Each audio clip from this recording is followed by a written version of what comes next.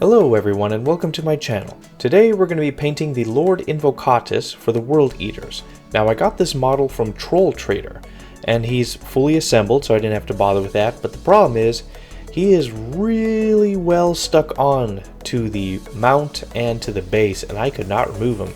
So it is going to be a bit tricky to paint them, but I managed.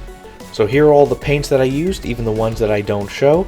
And then I primed the entire model with Ultramatte Black Car Primer.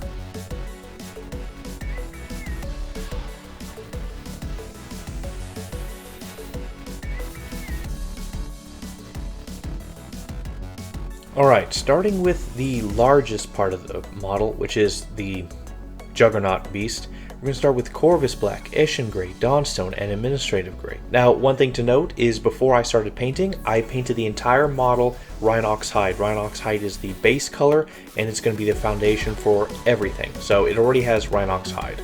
Now, what I wanted to do differently, so I'm not the best at painting curvature. The Juggernaut is basically a bunch of round edges, cylinders, and stuff like that, and so it was a bit difficult. So what I figured I could do is try to use it to do texture. So I grabbed a sponge and I basically took Corvus Black as my first color and I applied it all over as thickly as I can. Rhinox Hiide is still like in the edges and areas where the filigree and metal work would be.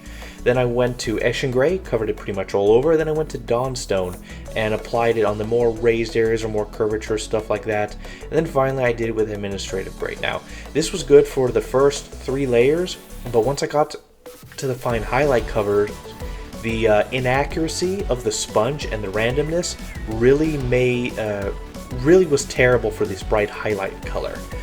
So basically I went back with some Ashen Gray and the sponge and sort of toned it back down. But then when I was done with it, for point reference, I mean Dawnstone is the brightest. I haven't used Administrative Gray yet.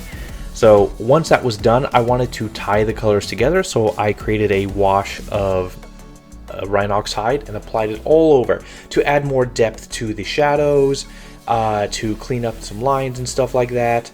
Once that was done, I then went back and with a brush made a glaze and started applying glazes of Dawnstone in the more raised areas where the previous Dawnstone layer was.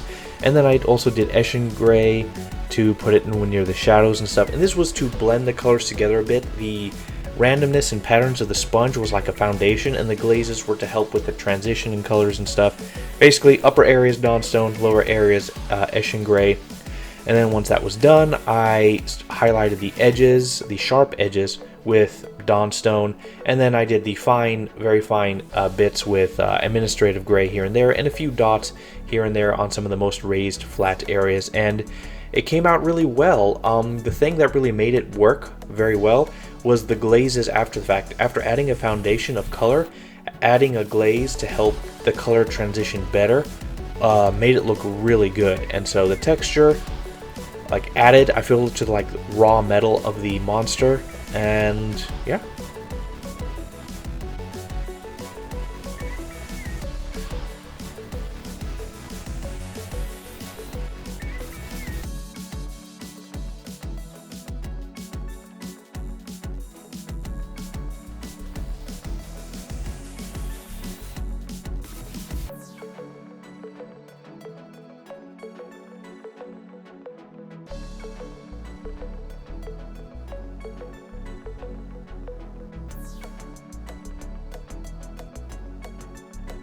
And now with Nun Oil and Lamian Medium, essentially there's a lot of little nicks, crannies, and stuff like that after I've done this. And I know I already did the wash of Rhinox Hiide, but I wanted to did Nun Oil to, I think, add more darkness to it. So basically with Nun Oil, water down a little bit with Lamian Medium, and also to fix shades and stuff. A bit of Lamian Medium helps it spread better. I applied this all over the metal, and it looks good.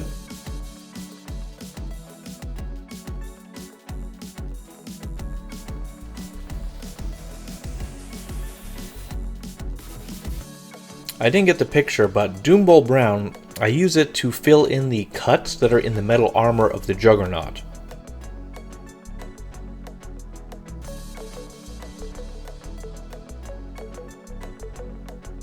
Alright, with Mephiston Red and Rhinox Hiide, well, I actually don't use Rhinox Hiide, but with Mephiston Red, I paint the entirety of the red armor on the guy.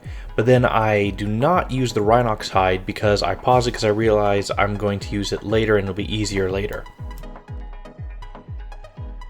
With Gorthor Brown, which is kind of fleshy like, I apply it to the skin underneath. So he has his back, his stomach, his right arm, and left shoulder and neck exposed for skin. So I paint it up with Gorthor Brown.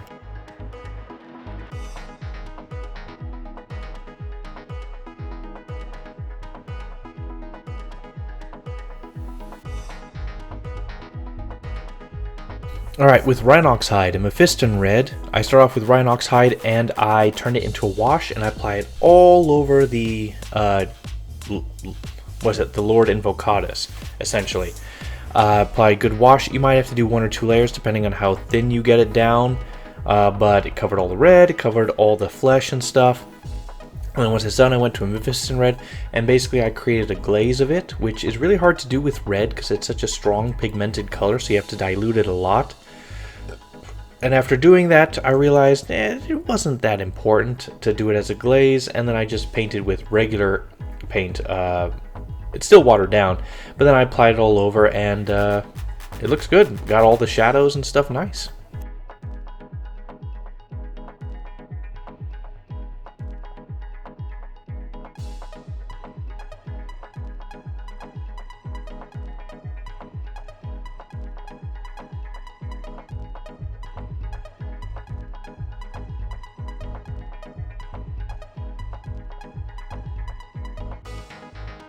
Alright, with Fire Dragon Bright, I forgot to get the picture, or did I?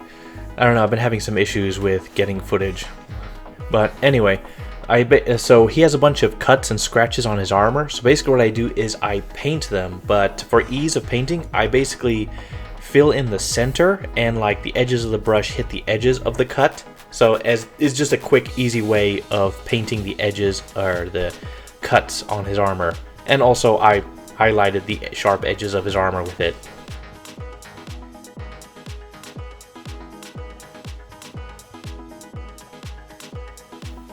And then with Rhinox Hiide, I then fill in the cracks and stuff on his armor. I probably should have done the Fire Dragon Bright step before the Rhinox Hiide wash to maybe save some effort or a step. I also took the Rhinox Hiide and fixed a few issues here and there, used it to create more purposeful shadowing on some places, especially his head, his horns, to help with a color transition. So there's supposed to be a color transition from red to gray or black, and so I'm laying more solid foundation there where the wash could not catch. With Gorthor Brown, Bugman's Glow, Cadian Flesh Tone, we're going to paint the flesh. So cover 90% of the flesh that we've done with Gorthor Brown again. There is the Rhinox Hiide in the recesses.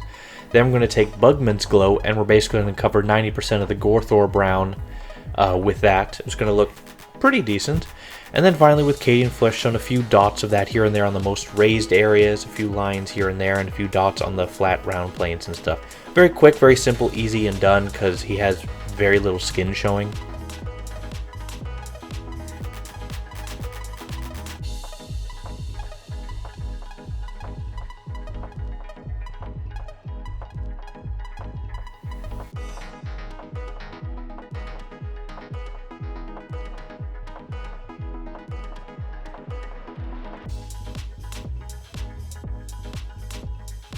Alright, with Ashen Gray, Dawnstone, and Administrative Gray. Oh, and Nun Oil, I bring that in later. We're going to paint the hair on the top of his head. Yeah.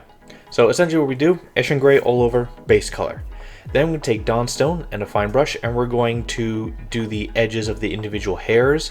On the flat planes towards the back, we're just going to paint them. But so if you have a good brush control, and it's watered down enough, but not too much, the edge of the brush should be able to do it. You have to have a good brush though.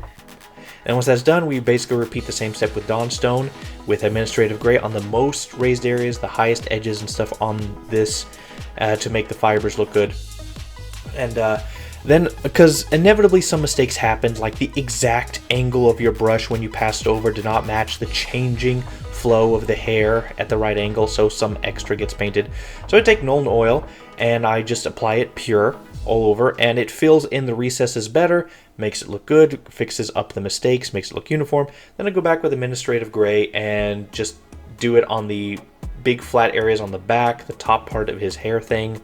Yeah, and it looks pretty good. Alright, with Steel Legion Drab, Rakarth Flesh, and of course Rhinox Hiide is the base color I bring in occasionally. We're going to paint the, so his axe handle has like cloth on it, and the space between his helmet and his hair has like this, I don't know, wrap and stuff. So we're going to paint that as well. Now, even though I paint the shaft of his axe with this, I change it later on. So mostly focus on the hair thing. So basically, Steel Legion Drab all over as a base. Then a 1-to-1-ish mix of Steel Legion Drab and Rakarth Flesh, and we're going to paint the raised areas, the flat areas. Only the recesses are going to be Steel Legion Drab, essentially. And then with pure Rakarth Flesh, I paint like the top half of each wrap on his head. And then to clear things up, I add it to make a wash of Rhinox Hiide and apply it all over. And then I re-highlight the top third of each strand as best as I'm able to with Rakarth Flesh Pure, and it looks good, the one on his head. Alright, with Waystone Green, don't use that paint, and Cyberite Green, I'm going to paint his eyes. Basically, this was a mistake, but I made it work. So basically, Waystone Green is like a gel thing. I thought it looked like a good color, so I applied it into his eyes. That did not work out well. And then I put Cyberite Green in to like fill in his eyes, and then I reapplied Waystone Green. It was messed up. I made it work in the end. It looks okay. It looks okay. But I wouldn't use these colors because I wanted some green eyes and stuff. And so I was like, you know what? It's passable. It works. Although kind of screwed up a little bit on the paint control, so I just go back with like a Rhinox Hiide or Mephiston Red to just tidy up the lines around his face and such. Alright, with Ashen Gray, Dawnstone, Administrative Gray, and Rhinox Hiide, I'm going to paint the top part of his horns, if that makes sense. Also apologize for the crappy footage. I don't know what my camera was doing. But anyway, so essentially, Ashen Gray, I kind of did it flat and put it there like in between the red of his helmet and the horns. Then with Dawnstone, I covered the flat parts, the major flat parts, and the sharp edges. Then with Administrative Gray, I did the sharp edges, and I painted the horizontal lines going throughout. Then I took Rhinox Hiide. I should have taken a thinner coat of Rhinox Hiide and applied it all over. And then I went back with Administrative Gray and picked out the fine details a second time in the most raised areas, and it looked good, yeah. But sometimes if you mess up, just go back with the darker color like Ashen Gray to fix in the dark shadows and stuff, because this was a bit small, a little bit hard, and I'm still practicing with this much larger brush than I should be using for these small details. Yeah.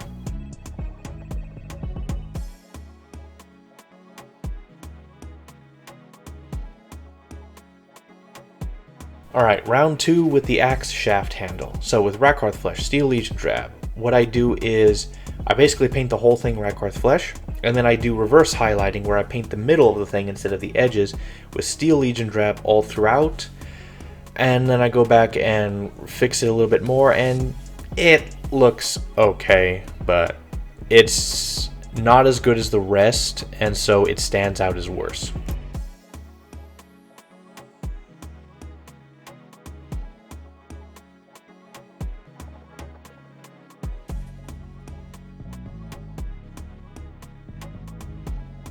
Alright, third time's the charm. With Corvus Black and Dawnstone, I'm going to try the axe shaft again. This color composition might be better. So Dawnstone all over, and then I basically do reverse highlighting and paint the center of each of these things wraps with Corvus Black. And it is okay.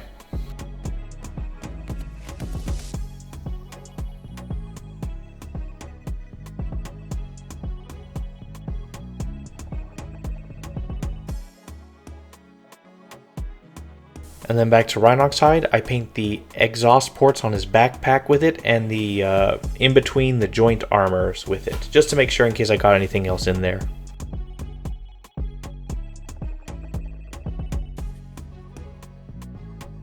And then with AK Interactive Ultra Matte Varnish, I apply it all over the model. I water it down first a little bit to get rid of some of the whitening effect, and I apply around 2 coats.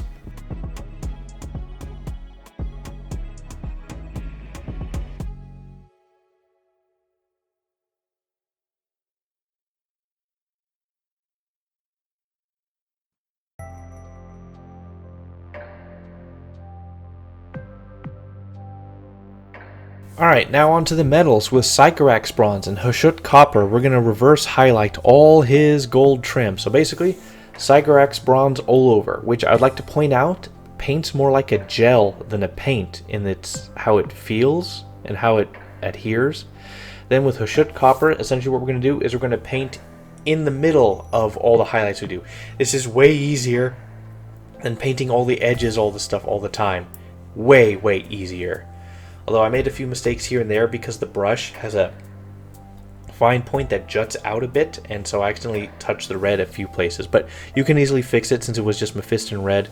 Just a simple dot or two of it on there will fix up any mistakes.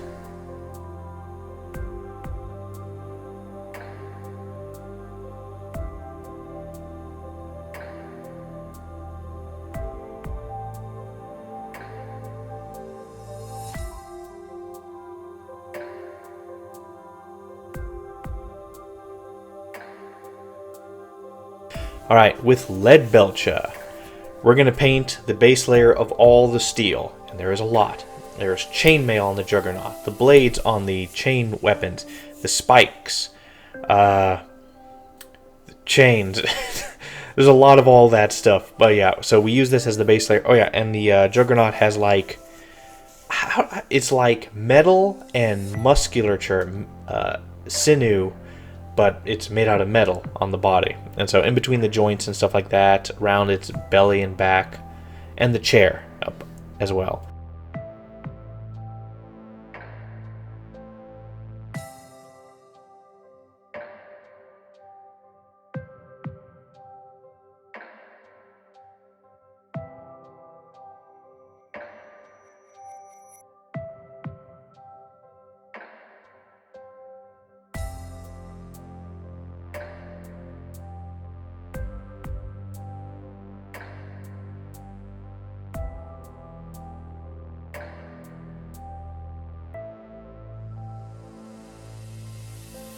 And then with Castellax Bronze and Runelord Brass, we're going to paint regularly the Juggernaut. So Castellax Bronze is the darker color. We're going to apply it all over his metal bits, the filigree, the teeth that are on him, or not his actual teeth, but like the teeth inlays on him, basically all the brass parts, his brass collar and stuff like that. Although, looking back, I should have painted his collar a different color, which will come up soon enough. That looks great. And then once that is done, I take Runelord Brass and highlight everything, which is about 50%. All the flat planes, sharp edges, raised points, all that stuff.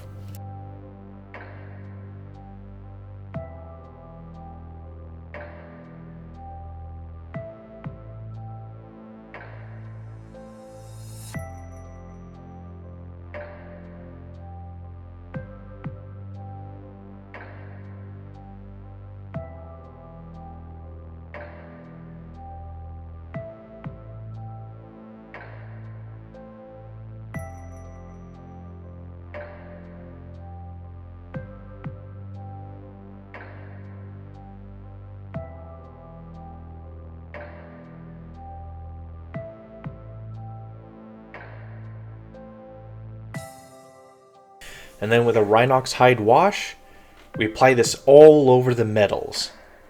Yeah, on both, on the Juggernaut and the Dude. May apply 1 or 2 layers depending on how thin it is and stuff. But yeah, and this will add more color to the bronze, add way more detail, tie the colors together. Yeah.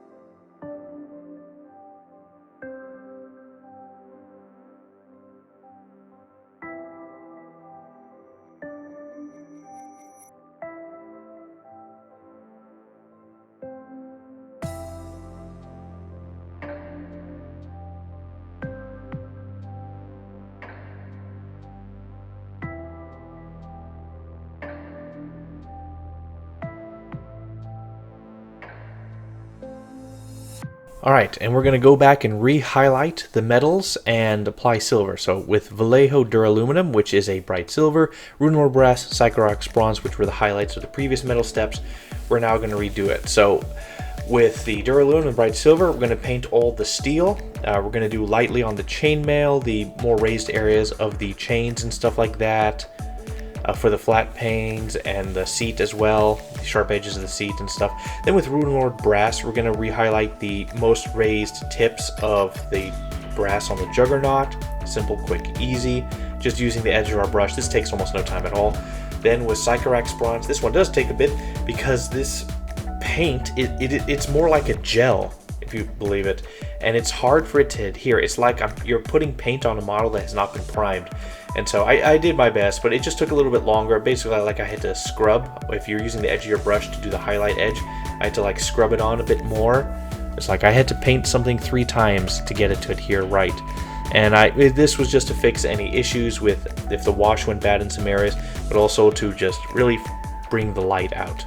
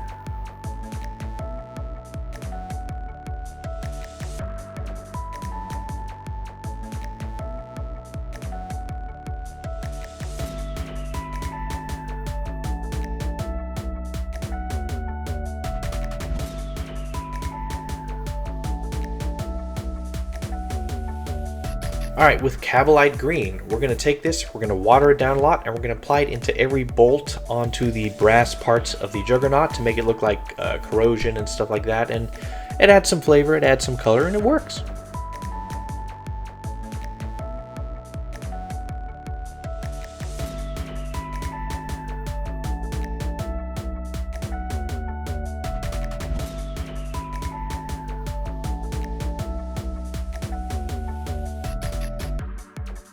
And last but not least, you may have not seen these paints before on this channel, but it's because I got a paint mixer borrowed temporarily, and I was able to fix these paints to make them useful.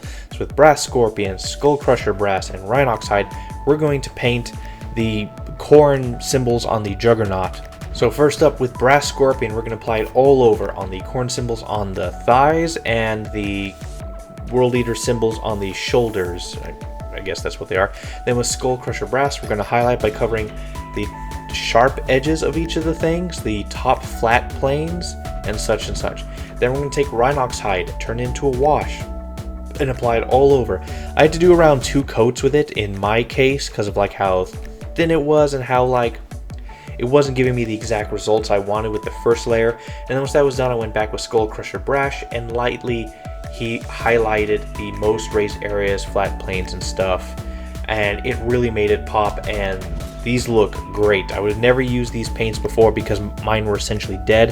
I had to use a paint mixer to bring them back to life.